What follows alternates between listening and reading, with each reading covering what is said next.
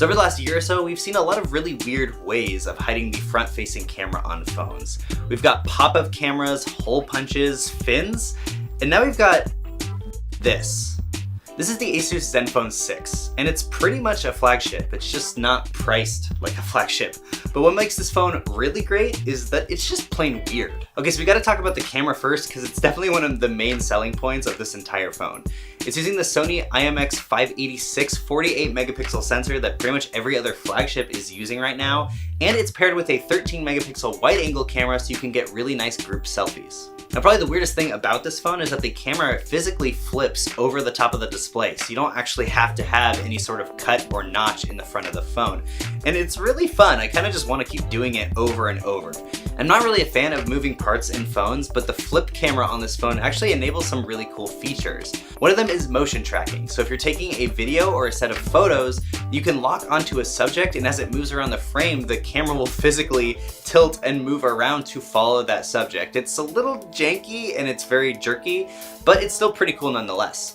The other thing is an automatic panorama mode, so you can just hold the phone steady and the camera will swivel around a full 180 degrees, which is a little bit weird because it's probably going to get you in the shot, but it's really nice that you don't have to physically turn around to actually get that panorama. Now for the quality of that camera, it's actually pretty decent. It has a good amount of dynamic range, it's not too washed out, but I did notice a little bit of skin smoothing when taking pictures of people.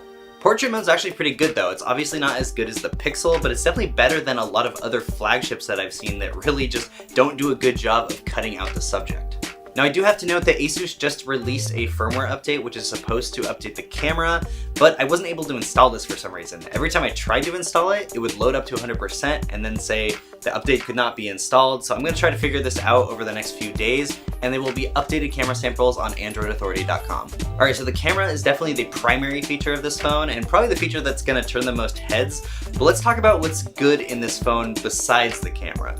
Now first of all, Asus pretty much scrapped the Zen UI that they had before and replaced it with a UI that's almost stock Android. They've just added a few extra features like a long screenshot mode and a built-in screen recorder, so those are pretty nice to see, and it's really nice that I don't have to deal with all that bloatware anymore. It's pretty much just stock Android on a really nice phone. And the new UI makes the phone feel really snappy. Obviously it's running some of the latest specs available on the market, and with a really lightweight skin, the performance is overall just really great.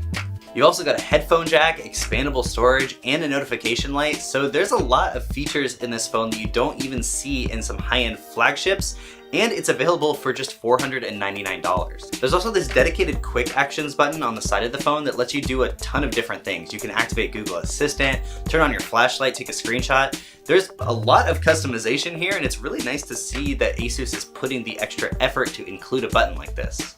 But of course, at $499, there's gonna be some drawbacks.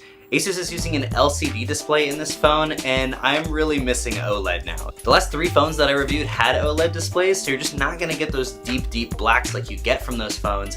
And when it shows you notifications, it actually has to light up the entire display, so it's gonna use a little bit more battery on standby. And speaking of battery, this thing has a 5,000 milliamp hour battery, and I was really excited that I was gonna have true 2-day battery life just like I saw on the Huawei P30 Pro. But sadly, that wasn't really the case. Now the battery life's not bad at all. I got about 6.5 hours of screen on time, which is pretty good. It's about what I got on the OnePlus 6T. But with a 5,000 milliamp hour cell, I was really hoping that I was gonna see a little bit better battery life there. And probably my last gripe with this phone is the vibration motor. It's not good. A lot of the times when you get a notification, it will physically rattle the camera sensor, which just sounds really bad, and I was hoping that they would be able to isolate the vibration a little bit better in this phone. Now I see this phone as competing a lot with the Pixel 3a because it's slightly more than the Pixel 3a, but still cheaper than a lot of other flagships out there. If you want raw power, this is definitely going to beat the Pixel 3a, but you're not getting things like the really nice screen that you get in that phone. So I think the Zenfone 6 is going to turn a lot of heads. You're getting more features than you get in a lot of modern day flagships, albeit it still doesn't have things like water resistance or wireless charging. But for people who don't really care about those things and just want raw power and a few extra features, this is an awesome device.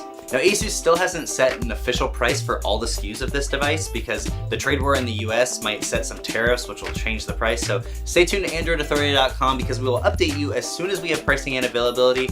Make sure you head over there as well because we've got tons of sample images from this phone and a ton of pictures, and I did a full written review as well. So I will catch you in the next video.